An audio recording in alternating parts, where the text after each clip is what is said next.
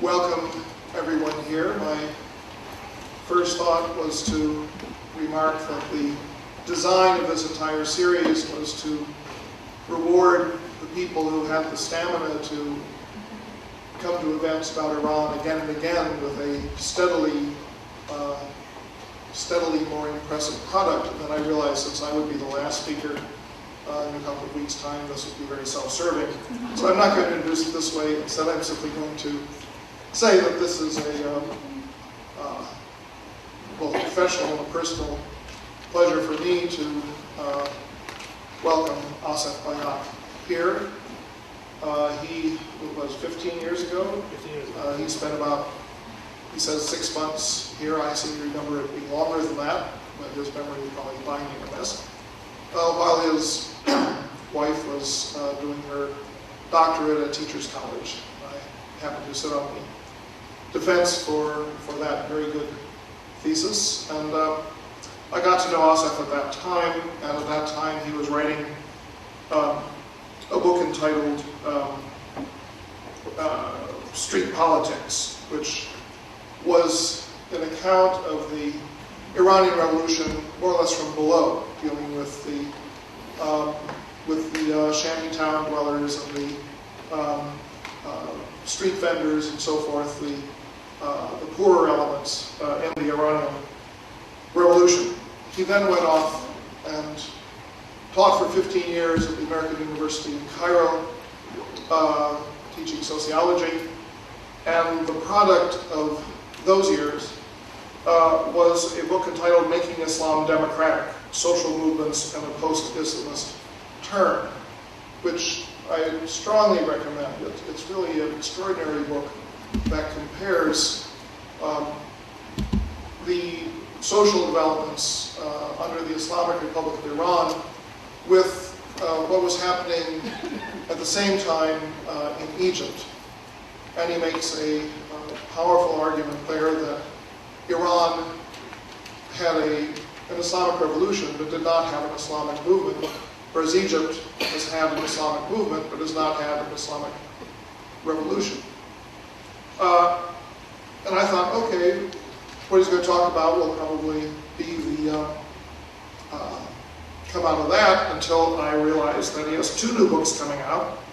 When he assumed the directorship of the International Institute for the Study of Islam in the Modern World in Leiden, it freed him from regular teaching assignments, and it is, of course, as many of you know, the premier place in the world for the broad and general survey of contemporary affairs in the Muslim world. And once he was freed from regular teaching, he has written 2 more books that are forthcoming.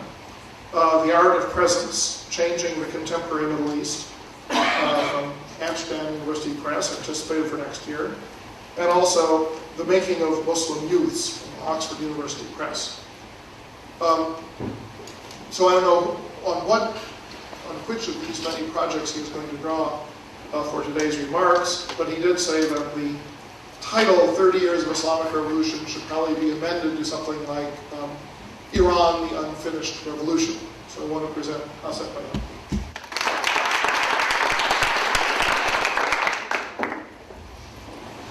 Thank you, Dick. I really appreciate the invitation.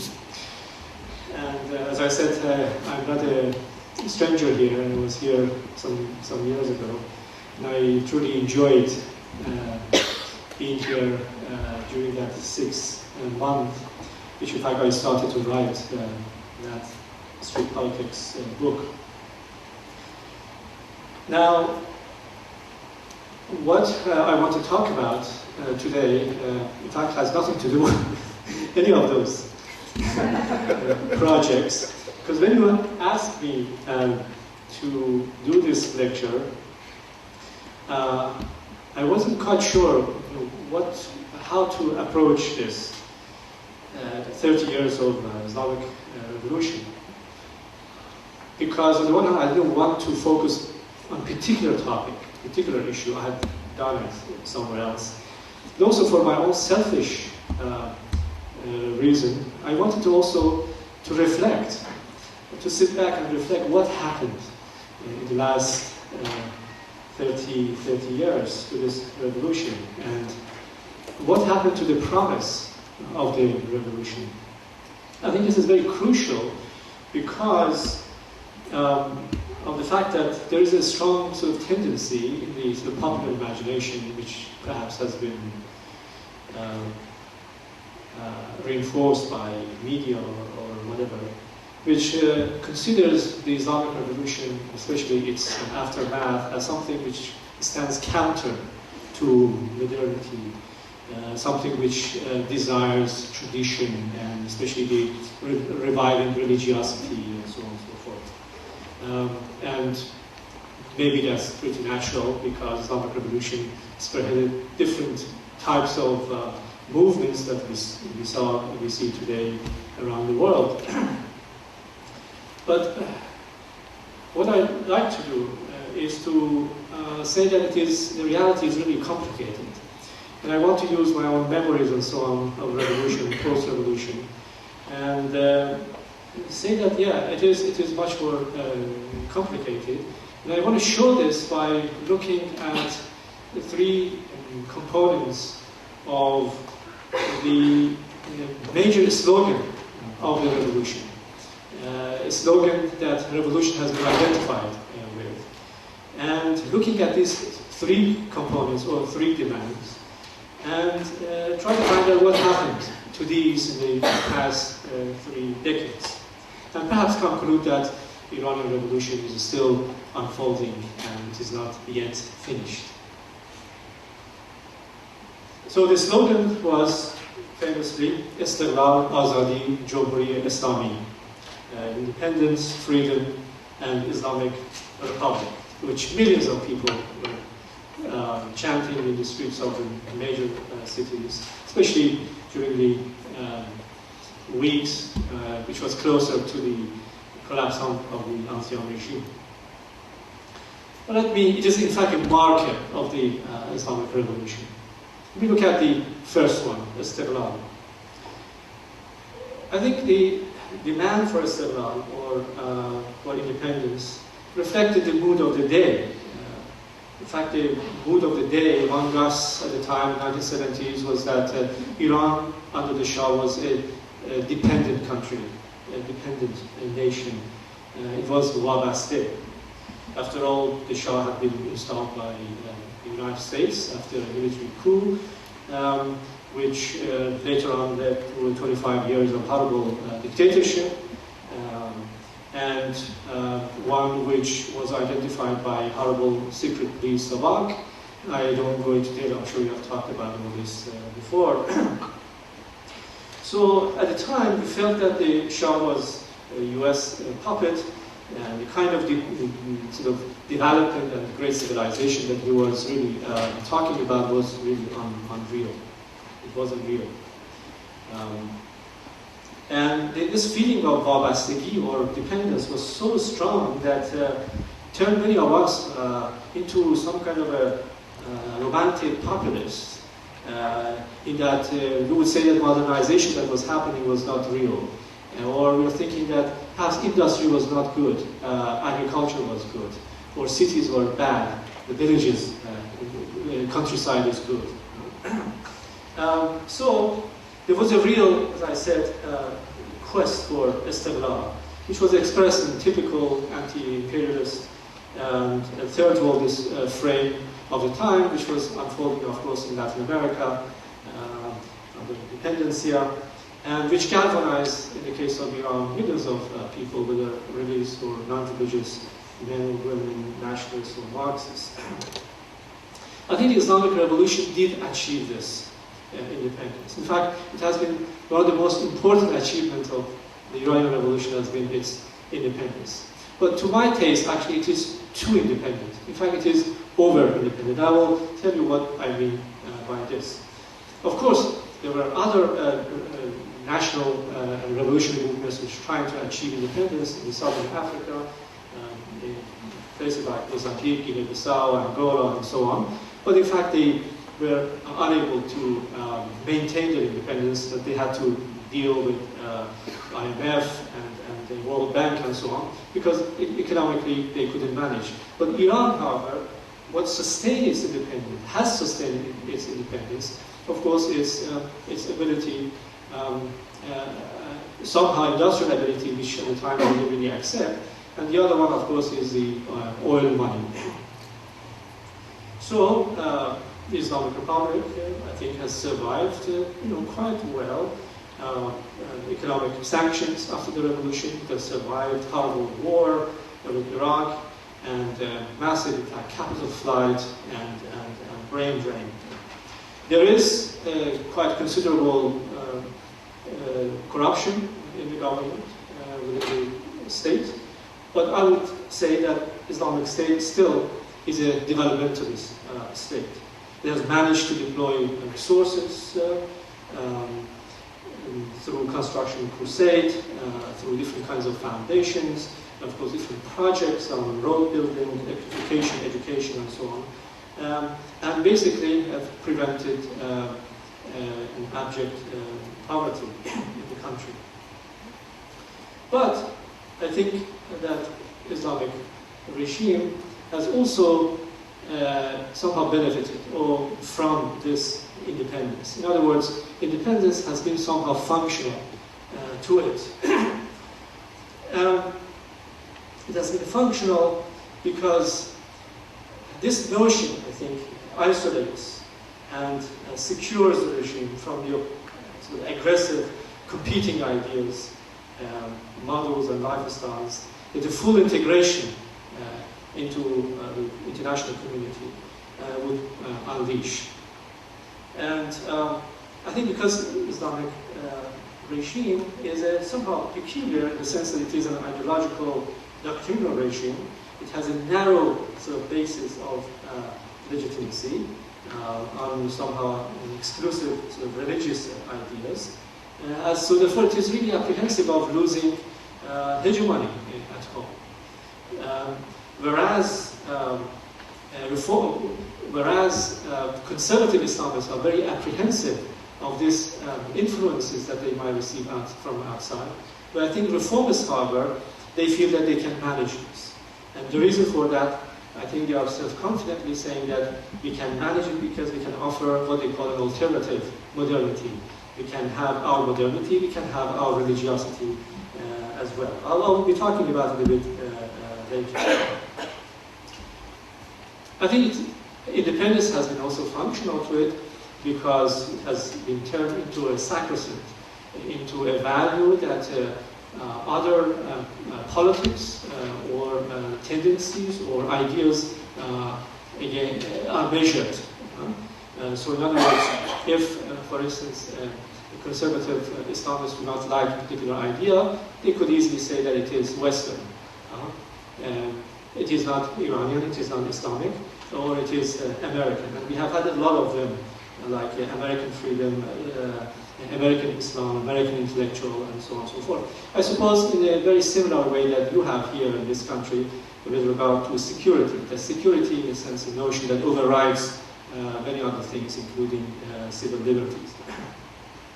Now, this sort of idea of independence in Iran reaches its height during the hostage crisis in 1981, and of course during the war, but it considerably really changed during the Khatami's reform government in the late 1990s. But it has returned again under the current government because of this sort of conflict between Iran and especially the United States over the nuclear issue, energy issue. Now this over-independence, therefore, has been really in Iran at the cost of respecting freedom. Perhaps that was why, that was one reason why the revolutionaries were marching in the streets of big cities at the time. They were chanting not only independence, but also freedom, azadi, as the major component of what revolution is to be about. Now I turn into azadi. What did it mean then? Well, some people have suggested that it meant freedom from foreign domination. I don't think this is the case.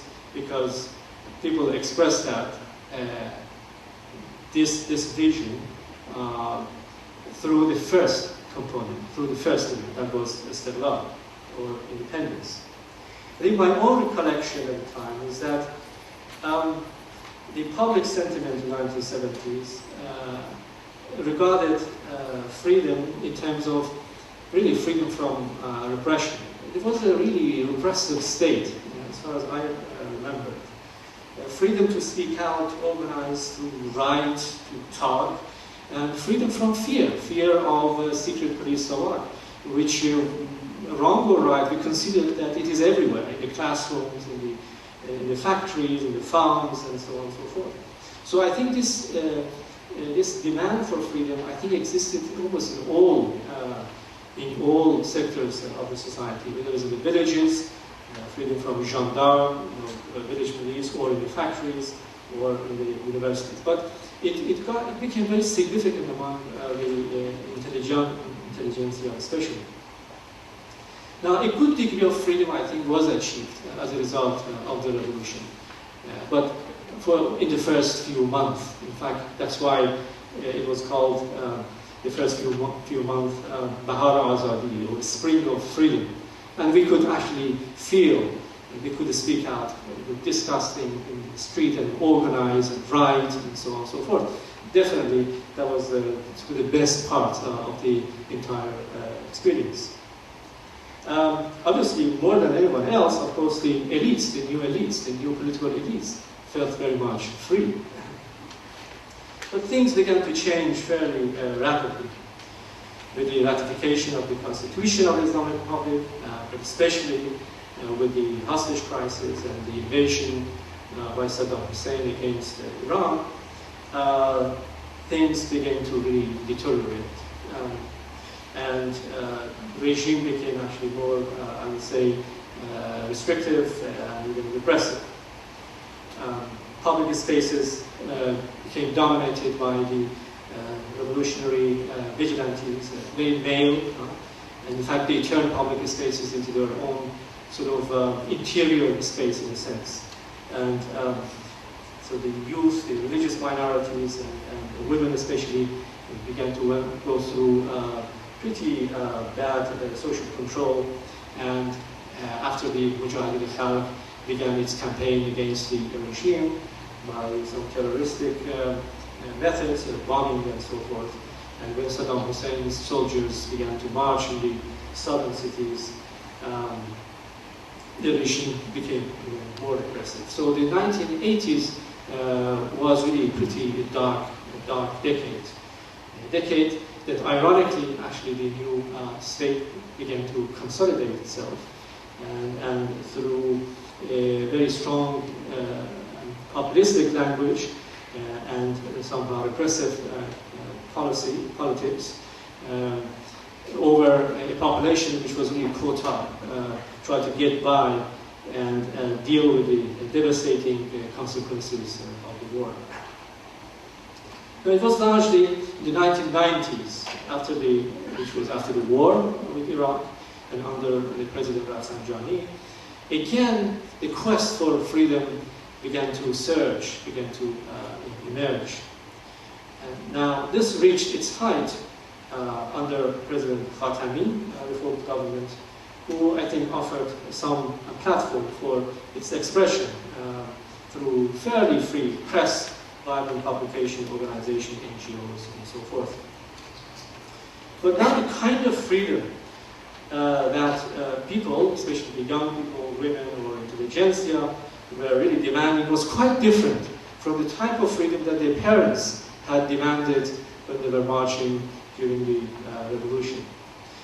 Certainly, this new perception was very different from the version that conservative Islamists had in mind. As a matter of fact, the conservative Islamists were not really interested in the concept of freedom. They were interested before the revolution, but not really after. For most of them, in 1980s and 90s, freedom basically meant hedonism, sexual freedom, westernization, and so on. And especially these things were the concept of freedom was being echoed by liberals, by Democrats, by women, by young people, basically by opposition. So they were very interested in the concept of freedom. Some intellectual sort of Islamists, like Ayatollah Khamenei, who is the spiritual leader, he says that Islam does have the concept of freedom, but it is some kind of spiritual freedom, and freedom from, he says, slavery, freedom to fulfill obligations, to do grand work, to reach the height of spirituality. Otherwise, the mundane kind of freedom basically are restricted by the political and moral sort of boundaries of the Islamic State, which really means that people are free to the extent that conservative Islamists say they are. Now, but for the new generation, for the new generation of students or the young people or women in the late 1990s or early 2000s, the concept of freedom basically had to do with individual freedom, individual liberties. In fact, no time probably in Iranian history this issue has become so significant as it is today, individual freedom. It became the key, discursive really, component of student movement, and youth movement, women's movement, and the new intelligentsia. So that actually it distinguished the earlier movements from the current ones. Youth, for instance, they want to be young. They want to express and experience usefulness. Where to go, what to wear, what to think, who to marry, who to not marry. Or women free from sort of constant surveillance and chaperoning of their male or state laws. They want to have choice of partner, jobs, hobbies, and whatever other women in the world actually desire to have. In fact, one, I think, troubling consequence of all this is this phenomenon of runaway girls. Probably some of you know that there are thousands of girls who actually escape from homes, and because, in fact, in research, some good research has been done on them, that one major component of their reason as to why they're doing it because they are seeking freedom, getting out of the surveillance of their parents and so on. Now, the thing is that society in general has been actually moving towards more and more individuation. There's a desire to sort of seek autonomy. So there's actually more and more nuclear family we are having. In fact, any family, the model of family definitely is nuclear family. And very few children. In fact, 2 is the model now, becoming a model now. There's more emphasis on raising children rather than having, in fact, more. There's more emphasis on individual competence of the young people as opposed to ageism. Actually, ageism is weathering away. Even this I have observed in the villages. So the young people are becoming, they're getting legitimacy as opposed to older people only based upon their competence, their ability. I think this is very important and shows, in fact, how the Iranian society is becoming more and more modern. Women, of course, are increasingly seeking autonomy in decision-making at home, in matters of divorce and children, or pursuit of social roles. These are partly, I think, a result of structural processes in the Iranian society, including the rise in the considerable rise in literacy, on education, on urbanization, and mobility and visibility. But this individuation seems to be also mixed with a sort of troubling trend towards more really selfishness and a kind of a cutthroat, in a sense, self-centeredness. In Iran, they say, that everybody wants to try to actually serve himself or herself when the resources are really limited. In fact, a lot of them feel that they are instead cheated by their solidarizing during the revolution and they helping each other and so on to create a new society. But they feel now that they are being cheated. They should have actually served themselves. So therefore, the main focus is actually themselves. And these are shown by very good surveys that the Ministry of Irshad, the National Guidance, has produced. Very, very good studies. In fact, these trends are shown, for instance, that trust is becoming, unfortunately, less among the people. So as a result of this undermining of trust between people, there is a real concern on the part of thinkers in Iran that perhaps society might be moving towards what they call furupashi ijtimai, social collapse. The society that might not be able to regulate itself and to integrate. Of course, religion has been usually a factor for social integration and moral regulation and a kind of a glue to put society together. And those social thinkers are thinking that religion in Iran has been very much mixed with politics, and people, because of that, because it has been so much politicized, that people actually are moving away from their Islam. But the fact of the matter is that this is not true. In fact, although there is a strong anti-clericalism in Iran, but people have not turned away from their religion. They are still believers. But their religion is minimalist. Dina Haddagani. Basically, they still hold strong religious feelings about God, and even less actually inclined towards ritual. And in belief, for instance, there is a trend towards more mystic and Sufi type individual piety. And in rituals, there are more now innovations. For instance, in recitations and ritual during the Muharram and Ashura, there are now new innovation, like rap-like sort of rhythmic sort of recitations have been introduced to try to modernize those traditional rituals. In politics, in fact, they are actually moving away from Islamism towards what I call post-Islamism. That means that they don't want to see necessarily religion being in fact used by politics, because it is neither good for politics nor for religion.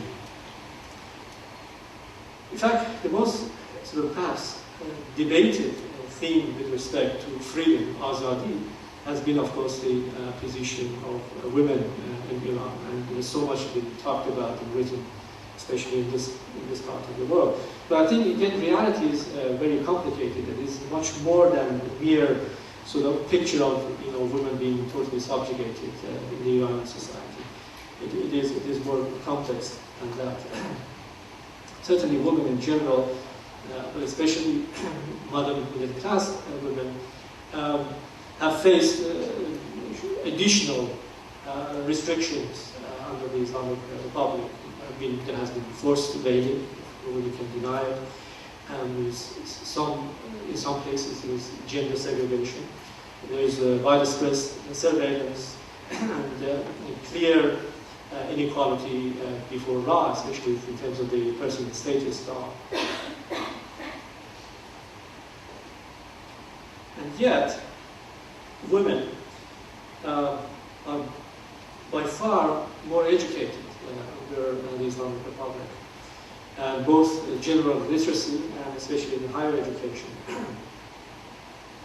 There are more women novelists and filmmakers, and they are much more active, publicly active, and much more visible.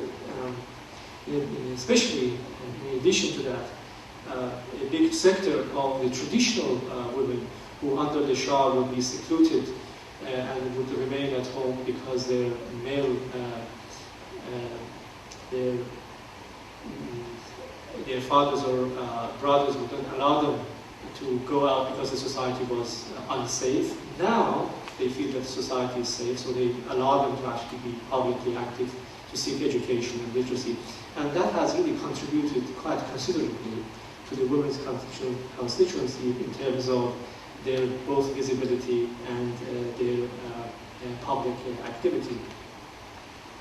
Women are much more now self-conscious about themselves as women. That's very important. They are more assertive especially of their individuality.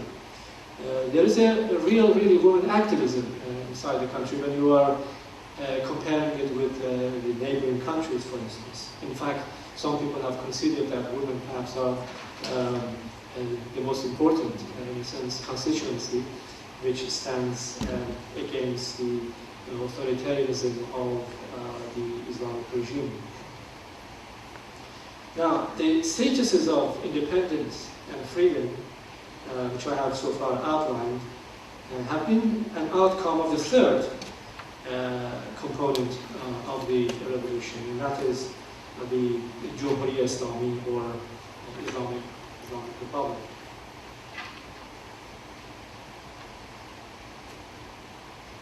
What is it? Well, its current form is a social and political order where the central legitimacy lies in divine ordained values, or as the Sharia Ilahi, or Islamic principles.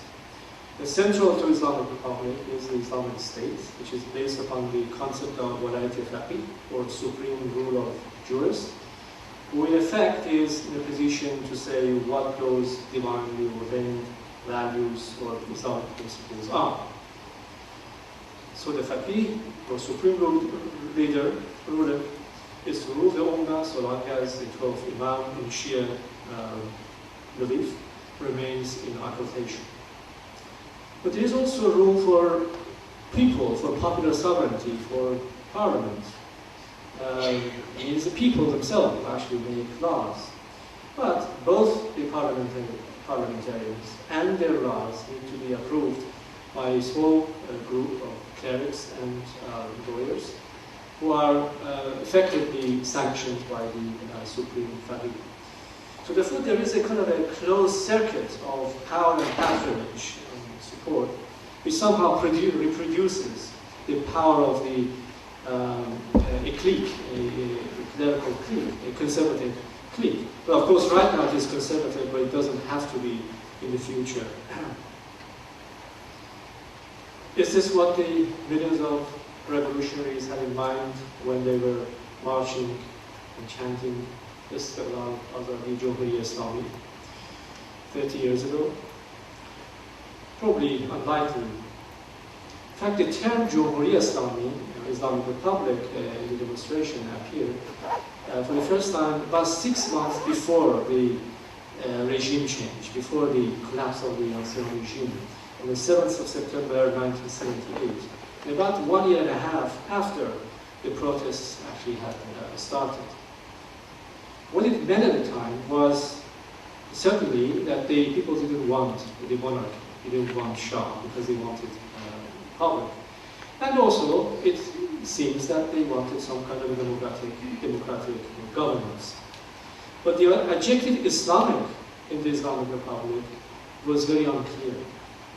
Because it had there was no precedence of the Islamic Republic.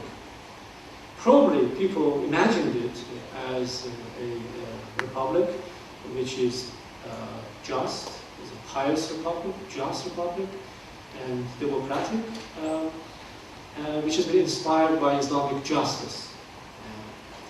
This is what I feel, and this is what, for instance, Bazargan, who was close, of course, aide of Ayatollah Khomeini, also what he feels at the time. Even after the revolution, when people still were voting for the referendum for Islamic Republic as opposed to the monarchy, still the actual meaning of the term Islamic Republic was not clear. My imagination is that, in fact, they have this imagination that I outlined when they were voting. But the actual details of the Islamic Republic, the way that we know today, was revealed only when the final draft of the Constitution was drafted on the 3rd of December 1979, some 10 months after the so-called revolution, after the regime change. And this, of course, happened after a really intensive struggle. When Ayatollah Khomeini was in Paris just before the revolution, or during the demonstrations and so on, he asked one of his aides, called Mr. Hassan Habibi, to prepare a constitution, and he did. And this constitution was very much inspired by French constitution, as it was pretty secular, except that there was one clause which referred to Shura Nigahban, or the Council of Guardians, composed of 5 clerics and 6 lawyers. But there was no words or nothing about the rule of clerics, nothing about the right of faqih. Ayatollah Khomeini was supposed to go back to Qom and to Nazarat, to basically supervise things. And this draft, actually, of constitution was accepted by the provisional government and by Ayatollah Khomeini himself. But when this draft went to Shura-e-Inqilab, or Revolutionary Council, and especially the IRP, Islamic Republican Party, which had just been established and had been dominated by clerical Islamists, it was somehow emasculated, changed into the current form and current version, and then it was sent not to Constituent Assembly, which had been this sort of thought to be sent, but actually was sent to Majlis al-Khubran, or Assembly of Experts, which the members had 90% of members were actually clerics. So as I said, all these things were achieved as a result of intense struggle which was going on at the time. You see, I think ambiguity and generality is the hallmark of almost any revolution. I mean, revolution, the slogan must be ambiguous, must be general, because it ensures unity. People don't discuss what is the meaning of it. There's no time, especially in the case of Iran also. But when things become clear, so clarity actually creates, of course, different positions and differences and discussions and dissent and even struggle. And this happened just after the Shah really had gone, when it became clear what the meaning of what different people had thought, had imagined about what Islamic Republic was. Of course, intense struggle began to emerge. And I think a lot of Islamists at the time were afraid that they might not be able to ratify the constitution, so they began a massive mobilization of the grassroots. They went around and the villages and so on, they asked for the entire land reform. They announced that there will be a home for everyone. In fact, I was at the time in Tehran, and the villagers had come to Iran and they camped in the Meydan-e-Shahya, Azadi, in order to get their homes. And they called for nationalization of foreign trade, and nationalization of industry, and a lot of anti-US rhetorics, and so on and so forth. So that the people like the liberals and Democrats and even some leftists, they were actually considered to be pro-America, pro-West, pro-capitalist, and therefore counter-revolutionary. In this way, actually, the Constitution was ratified, and of course, it ensured the power of a new sort of religious oligarchy. But is the Islamic Republic, Islamic state, in the form that we have today, is really totalitarian? I don't think so, at least not yet.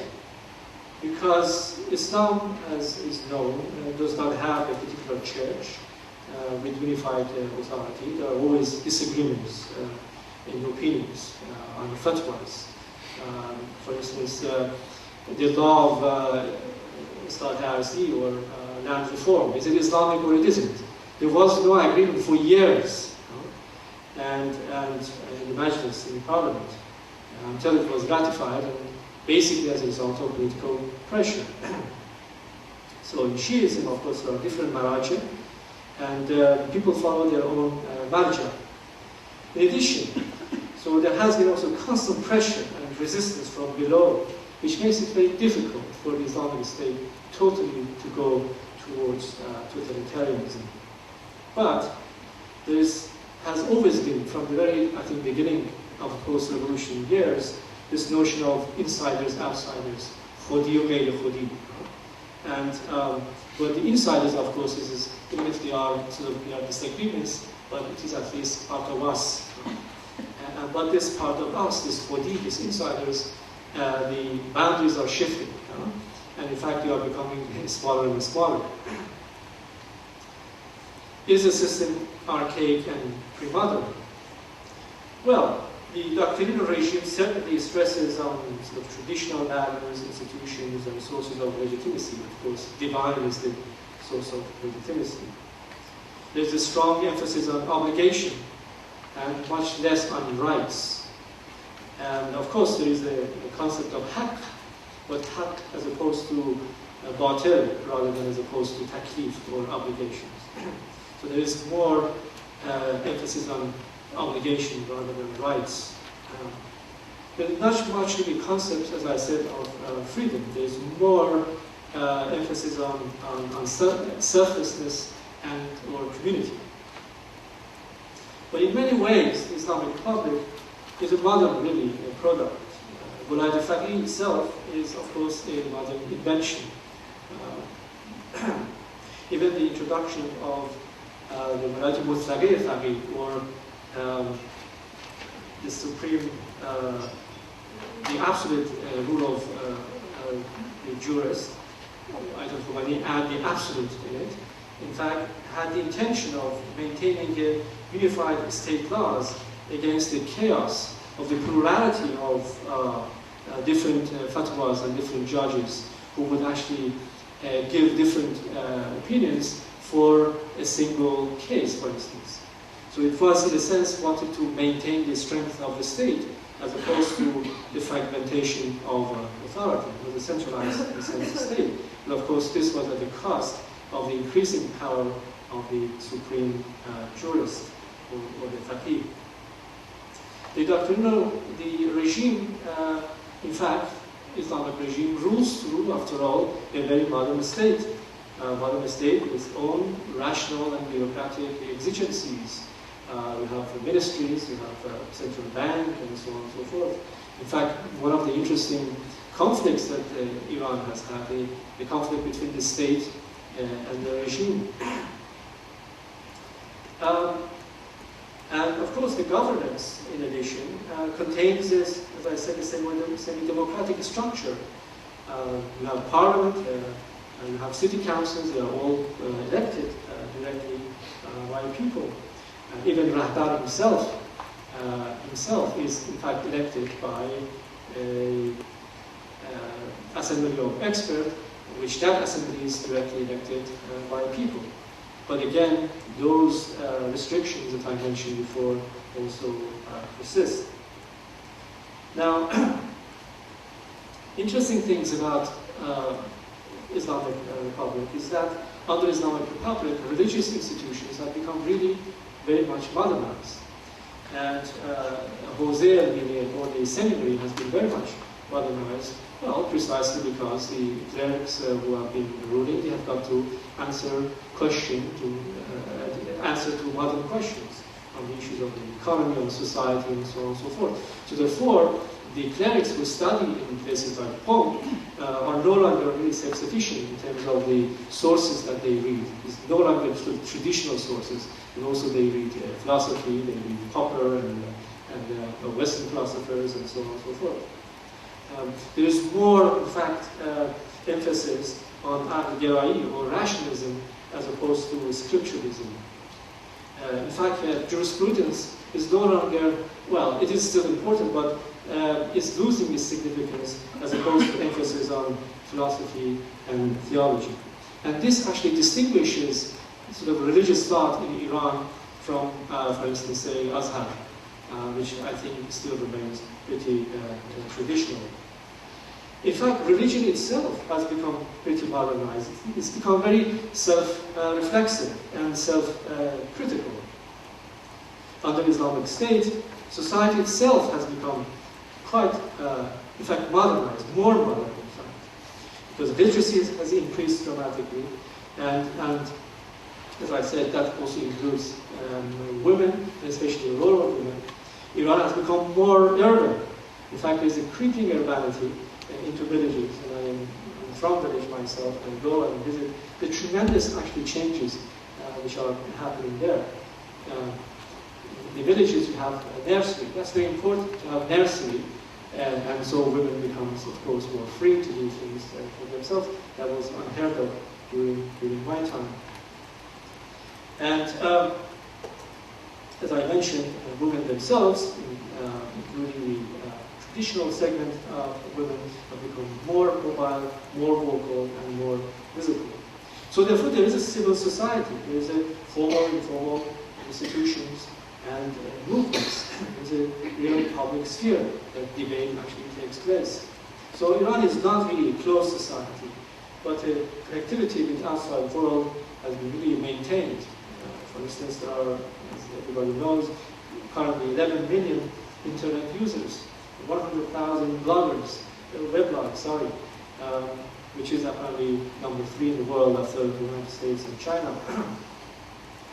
So these have resulted partly from the inescapable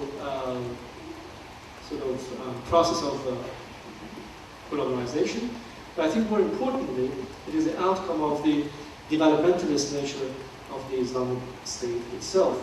That is, like rural development, electrification, and education, and so on. But the Islamic State remains authoritarian, limiting the participation of the vast majority of people in the decision-making on important matters. It has maintained strong social control and moral discipline. In short, it has really curtailed the republican aspect of the Islamic Republic. So when we go back again, consider Istiqlal Azadi Jumhuriyet Islami, which was a hallmark of the revolution, what we have is, therefore, really an unfinished revolution.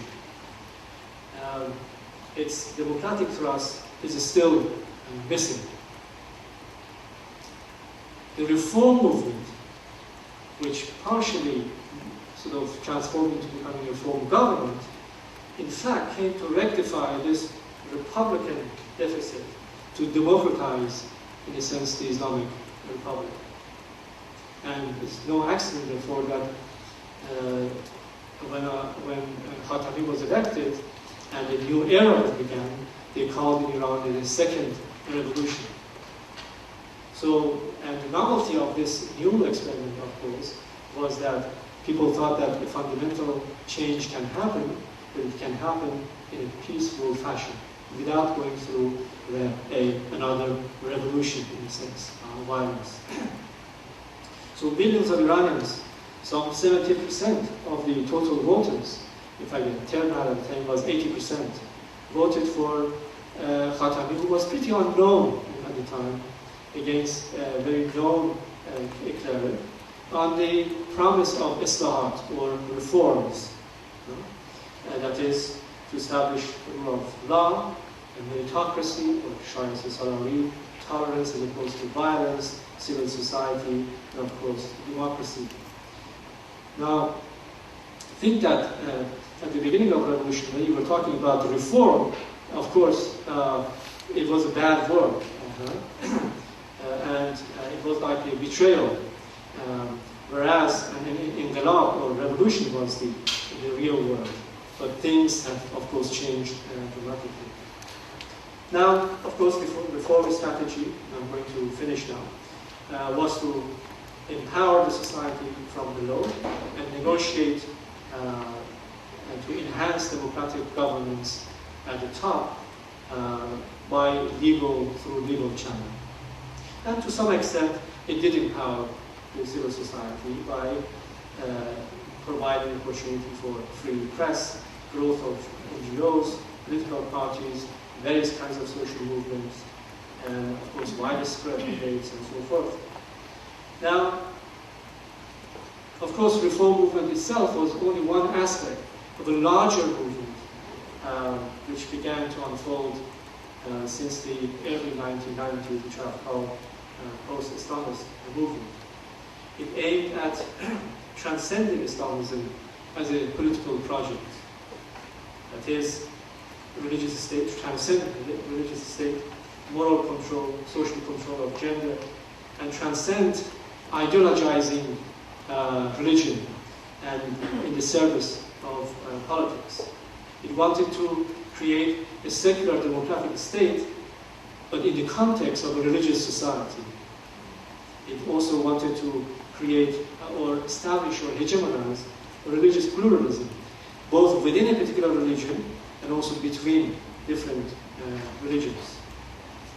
In short, it wanted to fulfill the Republican promise of the revolution.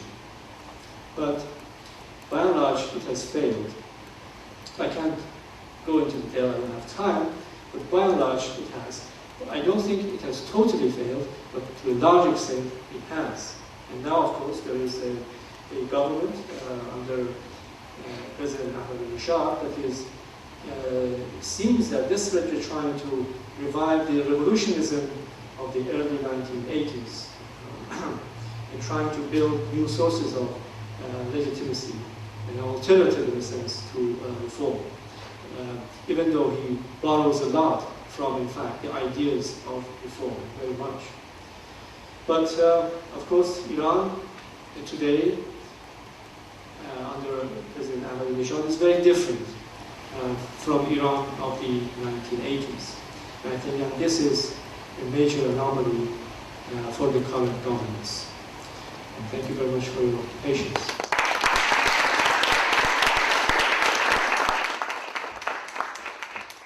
The floor is open to discussion. I have two questions. Please speak fairly loud. Acoustics not good. In Iran, we have 9 million people who are living under poverty line. And you mentioned that the revolution was relatively starting to economic growth or something like that you mentioned. And the second major thing, there are many things I can say in the presentation. But the second thing was very important that you mentioned that the Iranian regime is not totalitarian. My question to you is, they almost destroyed one generation of very young people in the early 80s, where they were killing almost 50,000 young prisoners in a period of time of 6 months, and the war didn't say anything. How can you say that the regime has any kind of legitimacy? The question has to do first with the question of 9 million people living in poverty. Second, questioning the issue of totalitarianism. How can you say a regime has legitimacy when in the early 80s a generation of people were wiped out in the context of presumably the struggle with Mujahideen al-Khalq? And other groups, not only and other groups. There is poverty. And what I said, I was actually being careful. I said that it has actually managed to avert abject poverty. When you are actually comparing with, in fact, we have lower down standards, I'm afraid, because the situation is so bad around the region and so on, that comparatively, actually, despite the fact that they do not have actually very much legitimacy, I'll come back to that later. They have managed through various institutions like Bunyad, different Bunyad Imam, Eldar, and so on, to prevent from major crises. Things actually could have gone much worse as a result of mismanagement and a horrible, of course, 8-year war. Yeah, I agree with you that, of course, at certain stages in the 1980s, I said in the 1980s was a dark decade. It went through, there was a lot of killing, and they accepted it, a lot of executions. I was part of it, I was there, it's horrible. But it is different when you're saying that it is totalitarian, meaning that you can actually do not speak out, there isn't much agreement. And they have managed to actually totally homogenize the ruling elite, homogenize the society. But it isn't like this. There is opposition. I think there is opposition, especially, of course, from below. And also there is disagreement also at the top. So that there are a lot of holes, and that's one of the major, I think, for people who want to bring about some change, is that there are those holes that can be filled. I mean, if you go to the different ministries, there are interesting institutions actually are created that try to bring about some change within the state itself. It's very important, I think, to see this. So I often call it totalitarian. It is authoritarian, definitely. That prevents the participation of the vast majority of people in decision making. But it doesn't mean that people do not really speak out. Otherwise, how we can talk about the existence of movements, women's movement, youth movement? That means that there is a movement that they operate and they resist and I think the current regime is very much, I think, afraid of, for instance, women's activities. No wonder they are arresting the major leaders of this, for instance, campaign for 1 million signature. So it is, I think, more complex than this. Right here. In your first and maybe somewhat your second book, you have this whole thing about workers' control of the economy. If I'm not mistaken, you were a participant in that. And there's some books that have come out recently. I don't know if you know Andres Malm's about the workers' protests in Iran going on now. I'm curious, in terms of your frame of these three themes of the Islamic Republic, freedom, and independence, how would you compare the nature of workers' protests at the time, right before, and this 2-3 year fierce battles that you talk about in your first couple books, late 70s and the early 80s, that period compared to what's going on now with workers' protests? Very different, very good question. Very different, very different. I think almost everything was different at the time. Well, that was time of playing a role. I mean, everybody wants to play a role. I'm saying in that book, I mean, anybody who had an institution, they wanted to have self-determination. You want to determine and run the institution by yourself in the factories, in the farms, in the schools, universities, and even segments of the army that the soldiers actually, cadets, wanted to run and elect the army. That was a time, of course, of incredible revolutionary romanticism. And that's the time Shah is gone. And I think that is not unusual. It happens in other major revolutions. So the main sort of constraint has gone, and that's a time for us to play a role. And that is the meaning, in a sense, of revolution. So there was a massive mobilization in almost every sector of the population. And that included even the unemployed. I mean, what do the unemployed do? What kind of institutions they have? I remember unemployed would go and do the traffic, they run the traffic and manage the traffic to play a role.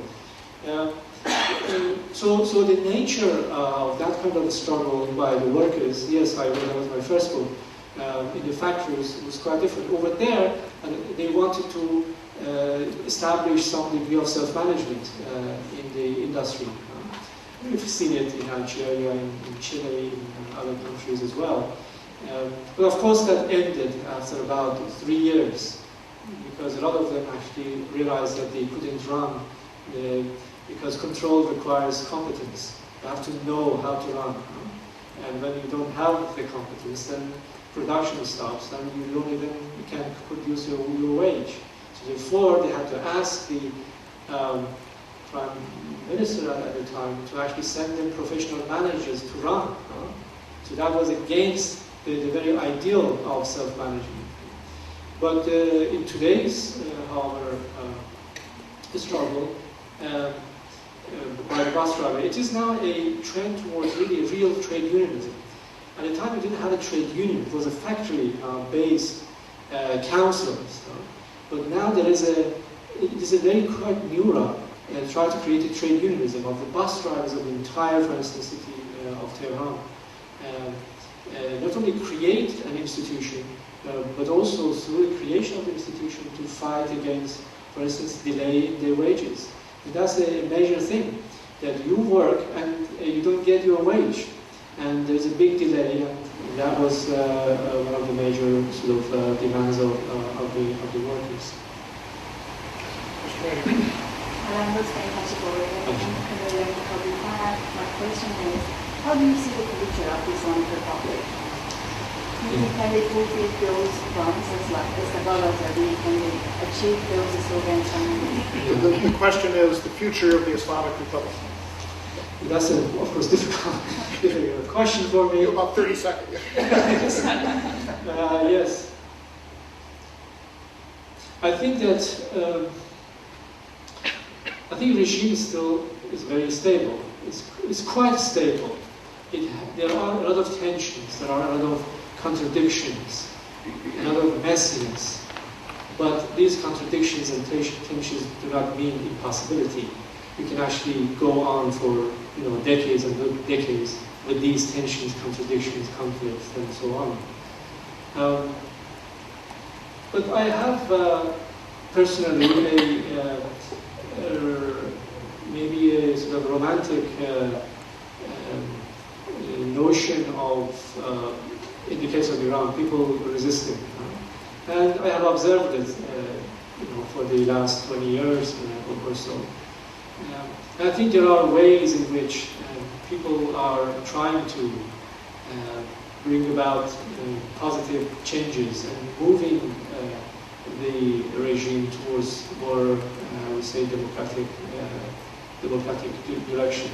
Even if people say that the reform movement has failed, I still want to say that we shouldn't say it has totally failed. Reform government definitely failed to fulfill a major objective that it has, to break into that circle of patronage and power that I mentioned, to break into it. And through those sort of double bills, which Khatami introduced, to restrict, for instance, the power of the Shura Nigahan or the Council of Guardians. And they are the major obstacle.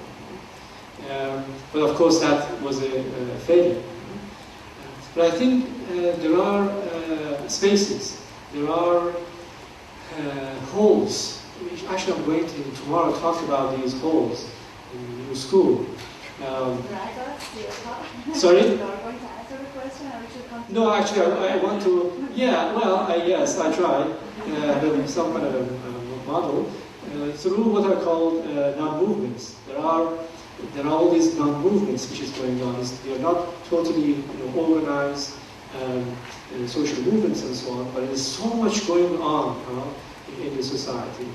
It is a collective action of non-collective actors, of women, of the young people, and so on and so forth, which are pretty active. I'm not answering right now because I'm going to do it tomorrow. Yes, I'm wondering if you could just say a little bit more about the runaway women. What segments of society they come from, and what happens to them when they run away? There are, well, Could you repeat the question? a lot of them, of course, are urban middle classes. But the question is about the runaway girls and what happens to them. Yes. And urban, largely middle classes, who some of them are even globalizing urban youth, girls, and what happens to them is, by and large, bad, very terrible. In fact, some of them end in prostitution and so on. But a lot of them actually do end up in shelters.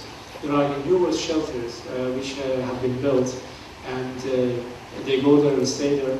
Of course, there is a struggle between shelter runners and the state because of the fact that they are forcing the shelter runners to give back the kids to their families and so on. But shelter runners do not wish to do it. They want to keep them away for some time, go through the degree of education and so forth, and then through their consent to go back to the family. There are a couple of actually good also, I think both studies and videos in fact exist on this. Yes. Okay. You've not specifically mentioned education, and I wonder how education plays a role in the sense of both the Islamic view and a sense of nationalism within the region, or, what is the education thrust, or is it universal? Universal education?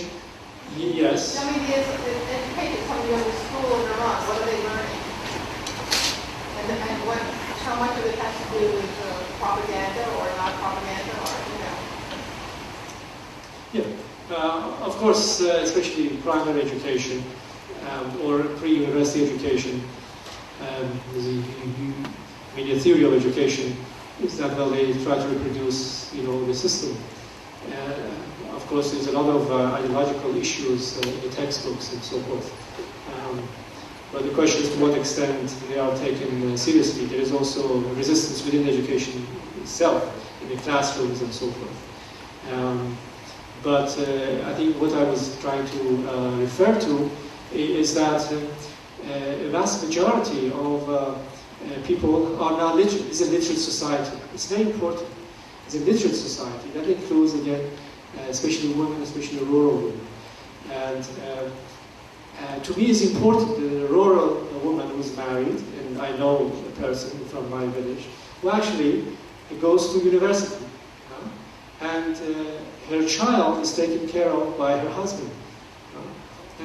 And these are important. These are very important. Or the women who actually go to universities, because education is very much valued in Iran, probably many places in the world. And it's important for them to attend, not necessarily learn proficiency, but the very presence of them in education environment is very important. So when they do go to university, then they live alone. They live alone, without chaperoning and so on and so forth. And they very much enjoy this. So this is a new experience for a lot of young girls, for instance, not to mention of boys as well. These are the kind of changes that are, of course, bring about. So both in terms of higher literacy, is now over 80% of, and also higher education, which again famously everybody knows that girls or women have taken over university in terms of their number than the men. And that has created an anxiety, in fact. Anxiety. It's interesting, I think, anxiety in the sense that, okay, these women graduate from the universities, and who are they going to get married? They would either marry a person with similar education or higher. Yeah. So if you have actually men who are actually lower education, so there will be a crisis, they would argue, and so on. So this is at least a reason why they want to, in fact, they adjust and they put a quota. Question here. Hi, can you address what the role was of religious minorities in the years leading up to the Islamic Revolution? For example, for Baha'is or Zoroastrians or Christians or Jews, what role did they have in bringing down the Shah? Well, as far as I remember, it was a national revolution, and I've had a number of actually Christian friends who were definitely marching in the streets. And post-revolution, they joined, of course, the opposition groups largely as leftists and as liberals and so on. Of course, they considered themselves as a member of this society, Iranian society, and they also did not like particularly the Shah. But of course, things changed when the Shah is gone and you have a religious state, which of course creates a lot of problem for people who are religious minority. But of course now they are free, of course, to practice their religion and so on. But there are at the same time restrictions. For instance, women, the Christian woman is supposed to wear a hijab.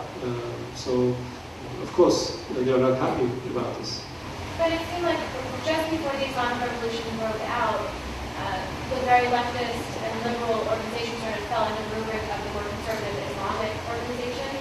So, even then, is it true that Jews and Christians, they still stayed with those organizations even if they were supporting conservative Islamic ideologies? Well, at the time, as I said, at the time, this was not in the card. As I said, nobody knew what Islamic Republic was. It was the idea that we are struggling to get rid of the dictatorial regime of the Shah and create a new republic. But the meaning of what Islamic Republic was not clear. Nobody knew. So therefore, and that's what I'm talking about, the vagueness, the ambiguity. Also that included them too, to create unity, to topple the regime, but things became clear just after the Shah was gone. What, if anything, could the Iranian government do that might possibly contribute to a relaxation of tension, with the United States, without, a sacrifice of their right to sovereignty? I think probably I'm going to discuss this issue here. What I would suggest that I think both sides should sit down and negotiate and talk. I wonder what the situation of ethnic minorities is in Iran, particularly Kurds. The situation in Turkey obviously has gotten a lot of attention. And there's also mention of a branch of the PKK, I remember the initials, which functions in Iran, which I understand our government is very sarcastic, which our government has been apparently aiding, I guess, to destabilize the Iranian government. Is the Kurdish situation at all comparable to that in Turkey, and are other ethnic minorities free to practice their culture? The question is about ethnic minorities and the Kurds in particular. Yes. Of course, the struggle for autonomy was a major sort of component of the kind of struggles I was talking about at the beginning, just in a few months after the revolution. They also rose up and they wanted autonomy and so on. And in fact, especially in Kurdistan and in Azerbaijan, in the north. And that was partially, I think, was encouraged by a number of sort of leftist organizations who at least, if you saw not only a value in the autonomy, they were not for cessation, but for autonomy. But also they saw that place, Kurdistan, as a place where actually they could seek refuge in a way that in fact Kurdistan in Iraq has become a place where the Iraqis actually go there. So those struggles were taking place. But the ethnic minorities like Kurds being used by foreign forces and so on, I think historically it's been the case. I think both sides, both the Iraqis under the Shah were using the Iranian Kurds and the Shah were using the Iraqi Kurds to destabilize the other. Yes, sir. Thank you. I want to ask about your views about the recent debates on militarization of Iranian politics. As a sociology professor, what do you see? Does Iran going towards militarization? I think that has derived from... The question is about recent ideas about militarization of Iranian politics.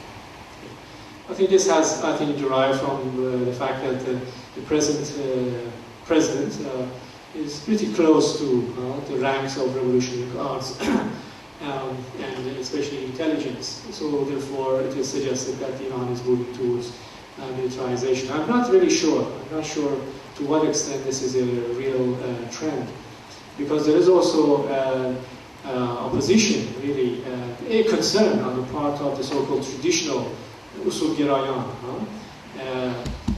that they don't want necessarily to see a government run by the military wing. They want to run the thing themselves, but not necessarily the military.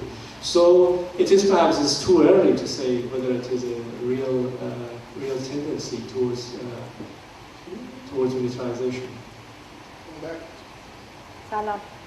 I have two questions actually. First, I wanted to know one thing that really, to me, seems as a complete front to a democratic process is this Guardian Council, which vets the candidates and doesn't allow all candidates to run. Particularly in this last election, there was a number of candidates who were not permitted to run. I don't understand, it's completely beyond my comprehension how they can justify, the government can justify legitimacy and saying that they're a republic and still continue with this process.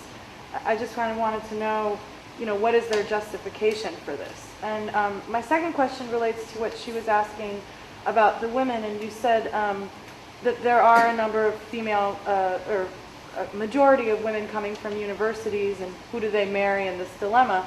But also, what about the situation for them post-graduation? Are there equal opportunities in employment as there are for even uneducated men? From what I've heard, there's not, but I wanted to hear your thoughts on that. Yes. What was the first question? Yeah. Oh, yeah, how they can justify. Well, it is constitutional. It is in the Constitution. Their argument is that if you accept that you are living in Islamic state, so the laws are supposed to be sanctioned and by experts to make the man-made laws to accord with the Islamic principles and so on. Who does it? The Council of Guardian does. Who is selected? Who elects them? Or who sanctions them? By and large, it is the Supreme Faqih, who is the highest authority in the country. So if you accept the Nizam, if you're talking about Nizam, the system, then this is the rationale within the system. But if you are critical of this, of course, it becomes, the system has become, as I said, like security here. It's sacrosanct, we can't criticize it and so on. Of course, some do. Some have called for the change in the constitution. In fact, during the Khatami era, a big number of the MPs, members of parliament, wanted to change the constitution. But there is such an uproar on the part of the conservatives that even they don't want this to be discussed in the parliament. As to, yes, I think that it is an issue, of course. It isn't the issue of what happens to the girls and, for other matters, guys who graduate from the university. I think it is a basically universal question. What do you do with your education? Whether education is something that gives you proficiency for you, or necessarily, it is not necessarily. In some way, as we were discussing this actually before this lecture, with one of your colleagues, my experience is that by and large, to some extent, I think education plays a role of creating a status. It's very important for people to go to university. Of course, for men, it does matter. For all men, it does matter what happens when they graduate, because the idea is that they are the breadwinners. And for women, education is important, because that is a major sort of venue through which they can assert themselves. They could be publicly active. They can actually socialize. And actually, as an institution in which, in fact, they can find their marriage partners, for instance. These are important. If they want to assert their individuality and choose their own partner, rather than waiting their parents to create an arranged marriage. So universities and education institutions play that very important part.